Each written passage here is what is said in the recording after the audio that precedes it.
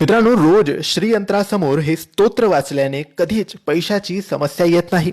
हो मित्रांनो, तुम्हाला जर तुमच्या आयुष्यामध्ये पैशाची समस्या असेल, पैशाची चणचण असेल किंवा पैसा तर येतो पण तो महिनाभर पुरत नाही, लगेचच पाण्यासारखा वाहून जातो, खर्च होतो, तर अशा समस्येसाठी आपण आपल्या घरामध्ये त्वरित लगेचच आज उद्यामध्येच श्रीयंत्राची स्थापना करायची. नवीन श्रीयंत्र आणायचं आणि देवघरात इतर देवांच्या मूर्तीप्रमाणे ते ठेवायचं आणि दररोज इतर देवांच्या मूर्तीप्रमाणेच त्या श्रीयंत्राचे पूजन करायचे.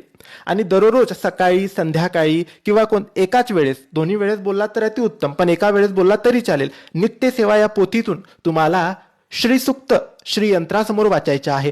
श्रीसूक्त हे लक्ष्मी मातेचे सूक्त, लक्ष्मी मातेचे स्तवन, लक्ष्मी मातेचे स्तोत्र म्हणून ओळखले जाते. आणि ज्या घरामध्ये श्रीयंत्र असते आणि श्रीयंत्रासमोर श्रीसूक्त वाचले जाते, तिथे पैसा कधीच कमी पडत नाही, तिथे पैसा भरभरून येतो आणि बरकत राहते. श्री स्वामी समर्थ.